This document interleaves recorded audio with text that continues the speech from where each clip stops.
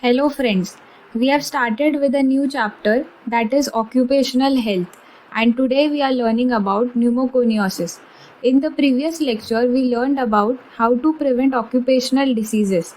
This lecture is extremely important as many questions are asked from this topic. So, let's get started. Workers in mines, construction site or industries, they often inhale dust over many years. These dust particles aren't just irritant, they get deposited in the lungs and cause long-term inflammation and fibrosis. These diseases are completely preventable and many of these cases can be avoided. But once lung fibrosis develops, we can't reverse it as there is no cure for it.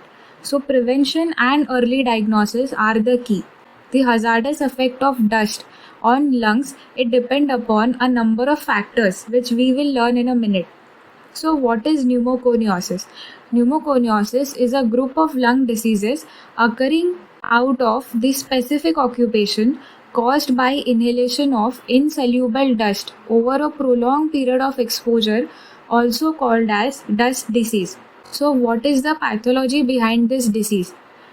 In pneumoconiosis, there is fibrosis of the lung parenchyma followed by complications. Once a pathology is established, it is usually progressive permanent pulmonary pathology.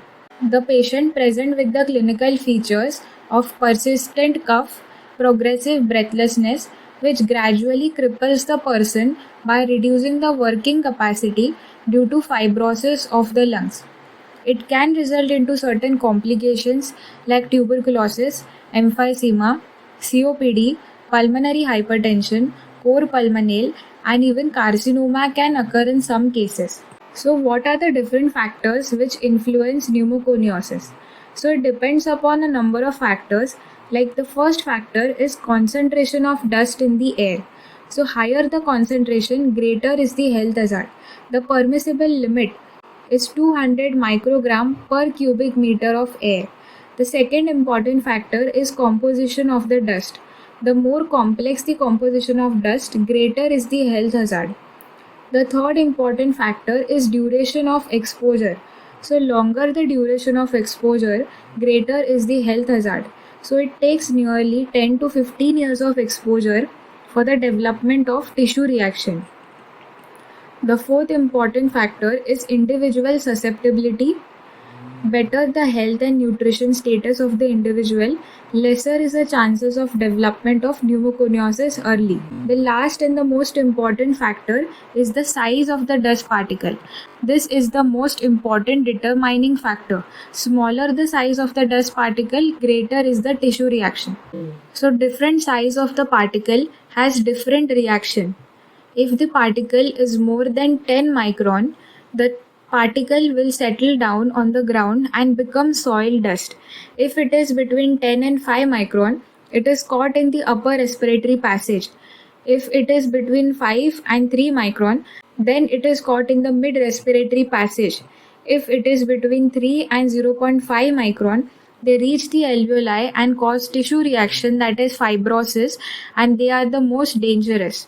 Less than 0.1 micron, they are harmless because of the Brownian movement they exhibit and are absorbed.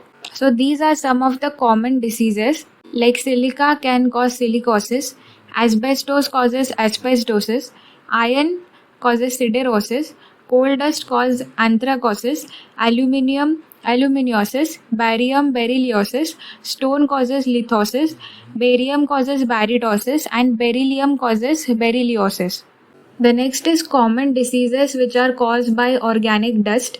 That includes bicyanosis, which is caused by cotton inhalation, bagasosis because of sugarcane dust, tobaccosis which occur due to tobacco dust, and farmer's lung because of moldy hay. So let me know your answer in the comment section below. With this, we have come to an end of this lecture. If you found this video helpful, like the video, share it with others, and subscribe for more.